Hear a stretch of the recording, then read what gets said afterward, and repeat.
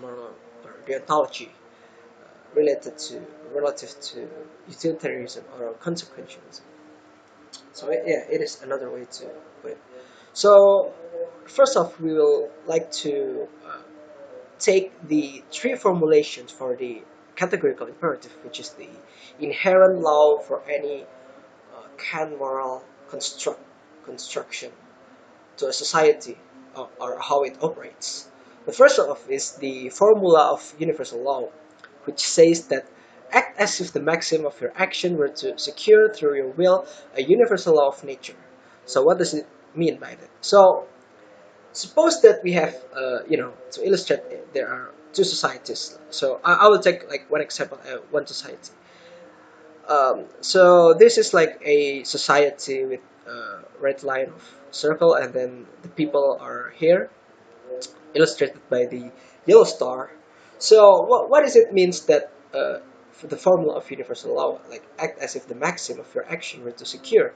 So suppose that every one of them is acting through some kind of thing, like it has kind of action of A. It has A.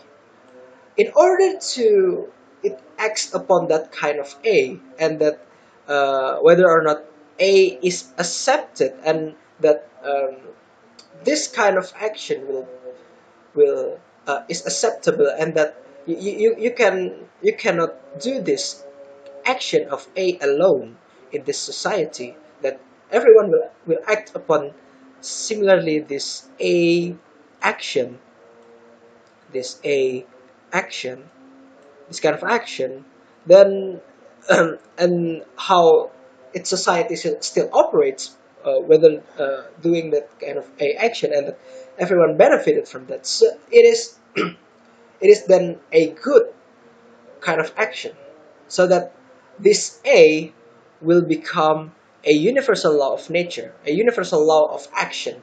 For example, like everyone likes to live, right? So everyone loves to live their life long and avoid death, for example. So our first law in this society, the first act of A will be that you should not kill each other.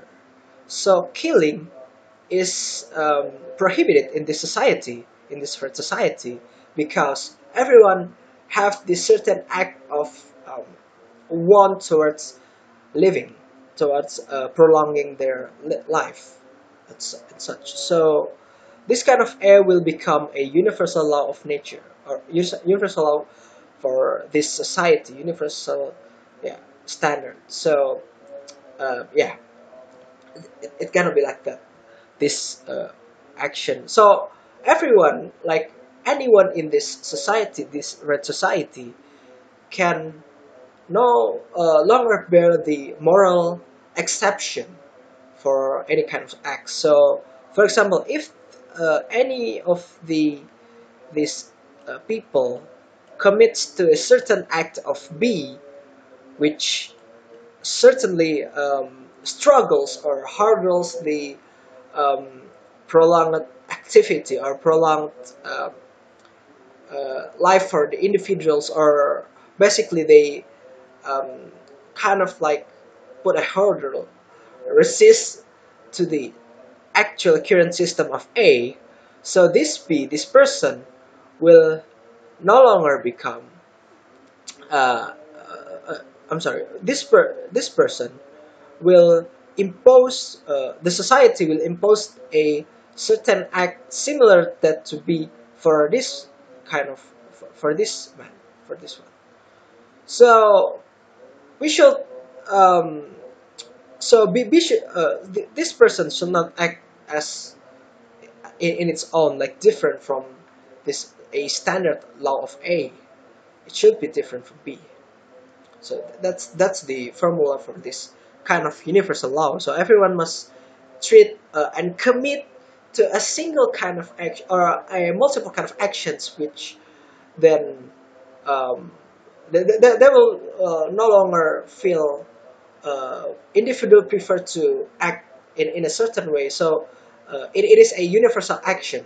So not only it can be done only by certain kind of man. But if we compare it to, say, the utilitarianist approach of the moral condition, like how does utilitarian approach the kind of law we make? So suppose there's a society B which governs by the blue blue line of circle, and then uh, there's a certain kind of classes, different classes, which is um, there are this kind of minority of purple men, and then the majority of green men. So when we have a certain act, or how should they operate in their said society? Well, they should um, operate as to how they can benefit the green people, the green men, more than the purple man. So why is it that? So why should we commit to the green man? Because the utilitarianist approach is to subject to the idea that good is governed by the greater amount of people. So the greater good should serve the greater amount of people, not a universal kind of uh, people. So it should govern only this class of majority. So yeah, it differs from this kind of universal law. So it clearly um, you know not support the idea of universal law. Like it clearly dismiss the idea of universal law, because every good action should provide the benefit for greater amount of people, the greater amount of this man, this green man, the majority. So yeah. So if we take an example, is killing prohibited in society, in the blue society? Well, it should be calculated the cost of benefit for this majority of the green men, for example. Like so killing the one of the purple men will then benefit the economy of the society as a whole. Then killing this purple man will just then be morally a good thing from a utilitarian perspective. That okay, we know the consequences. Like we know that by doing by killing uh, this person of a society of a minority, it will benefit another parts of the whole. Like for example, its meat can be transferred or can be used to the development of economics and science for this society as a whole, etc. That kind of stuff. So yeah, it, every action should be determined by how it serves for the greater good of people. So that is how it differs from the usual universal law of categorical imperative of yeah of uh, deontology, that it serves all the people or all the universal kind of actions, and then for this one it serves only the majority of the people. So the second law of categorical imperative said that the formula of humanity acts so that you treat humanity, whether in your own person or that of another, always as an end and never as a means only.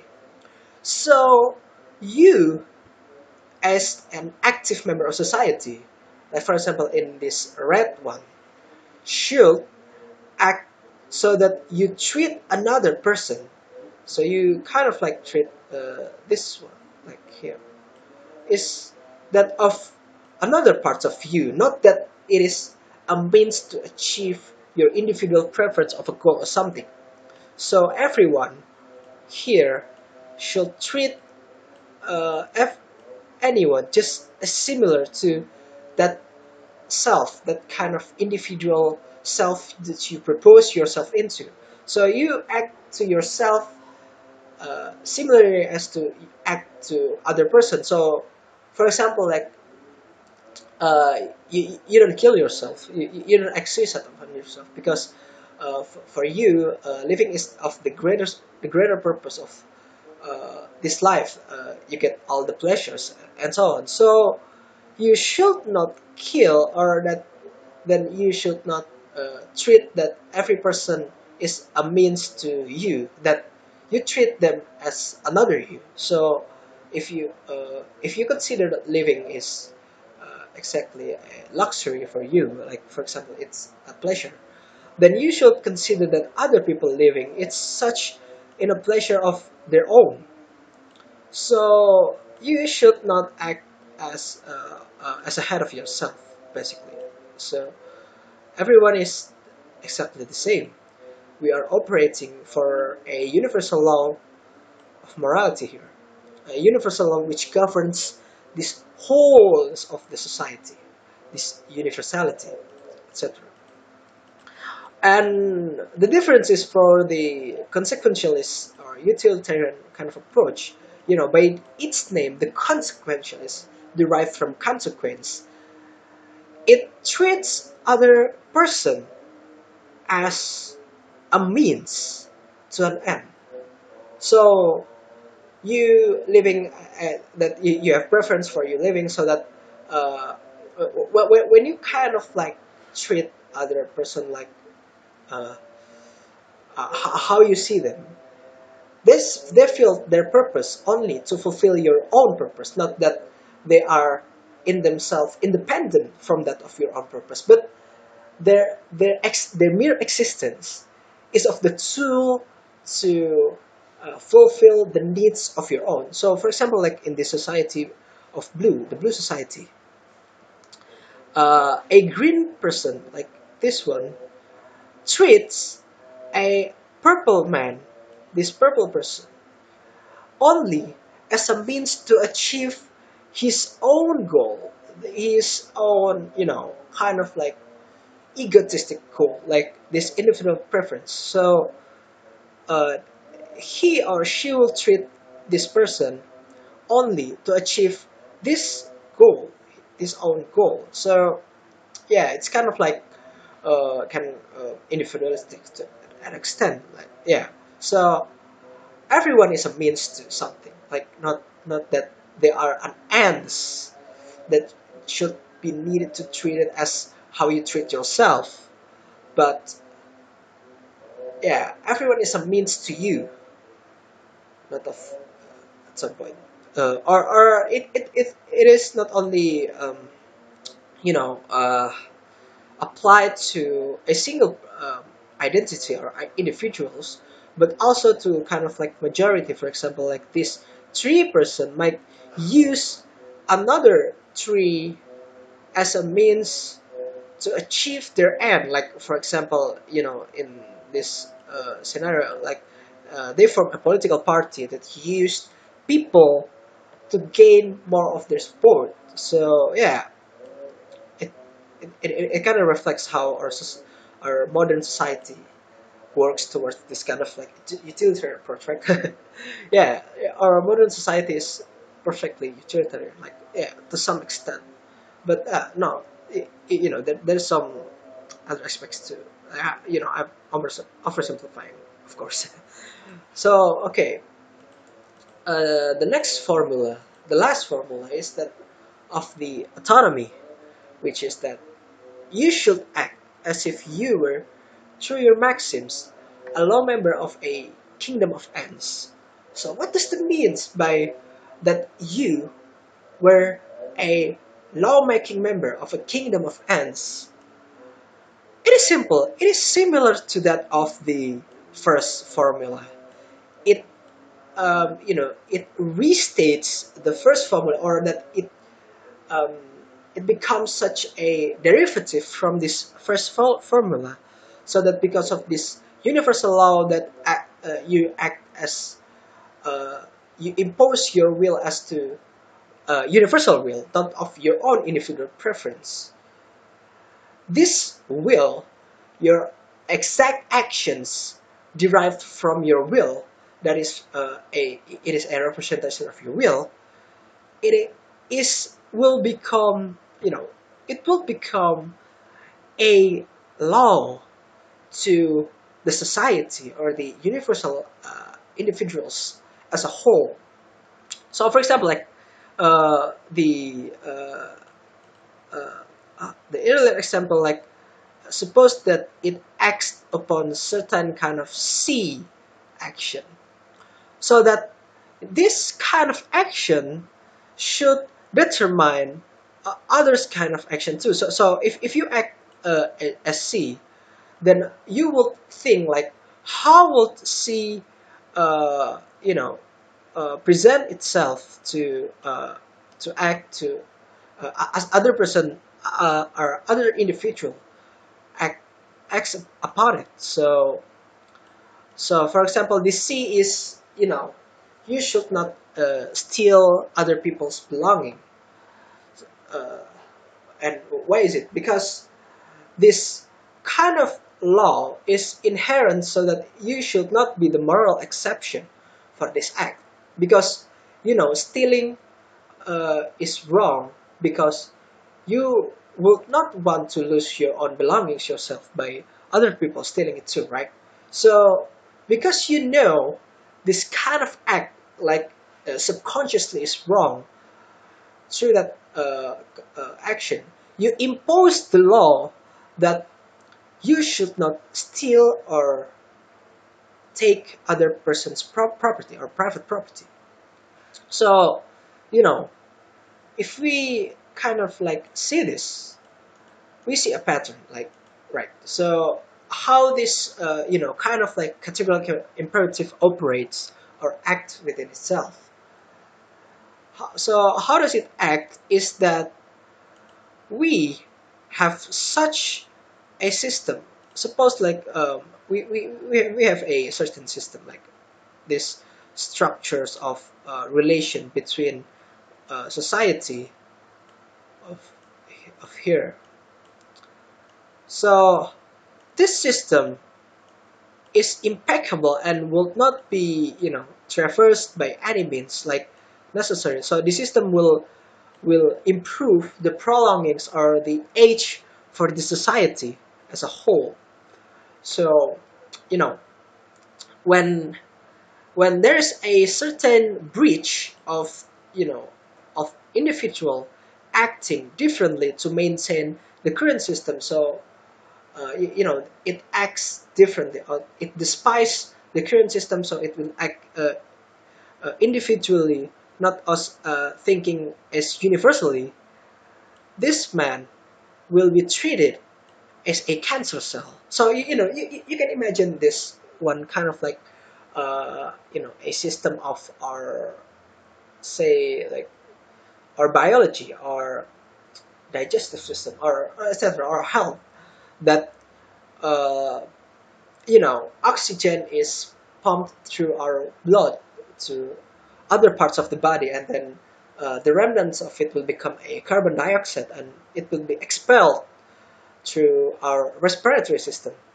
So suppose that there is a cancer cell, or a cell that um, disrupts this system.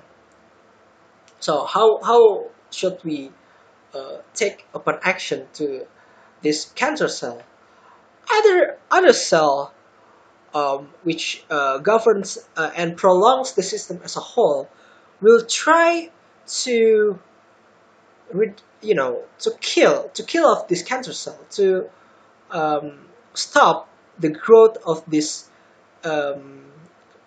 this disruption of this disorder created by cancer cell, because it disrupts the whole system. It's like this cancer cell starting a revolution, and we are other cells are trying to put uh, a dampening to it, so that it will not break the life cycle of this whole system as a whole. Because getting a cancer will just be life threatening, right? So the whole system will fall apart, and you will die. nonetheless. So this, categorical imperative acts upon how do we maintain a certain system that we have believed so that it can prolong, while the consequentialist, like the utilitarian approach to how we operate the system, is how do they operate, they can benefit only this part, this segment of the individuals, not as a whole. So let's say like we have such a system of, here, yeah, it have such relations which uh, rejects or defines a system, and then how this uh, system will be governed is it will, for example, um, cause uh, the minority, like for example, like uh, these green people will suck off the um, you know capital or etc. of the belongings for this purple minority, because, well, we only want a greater good of the people. Like this kind of like approach is only benefit a certain amount of people.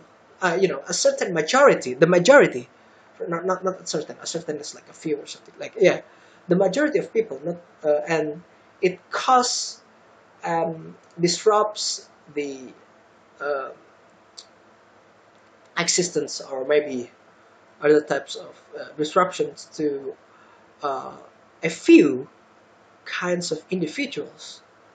So yeah, now you get the idea, right? So how this kind of morality differs. Now, my 2 cents regarding this difference in approach is that I see that initially our society is actually based upon uh, bridge building of a deontological ethics, like the Kantian categorical imperative, the ethics itself, not based off the idea of the needs for um, a majority of people. So, how civilizations operate, like the laws of it, like how it maintains itself by such its system, how it operates, it is governed by this kind of categorical imperative. Everyone act upon as a single kind of goodwill or action that preserves the system or the existence of individual as a whole.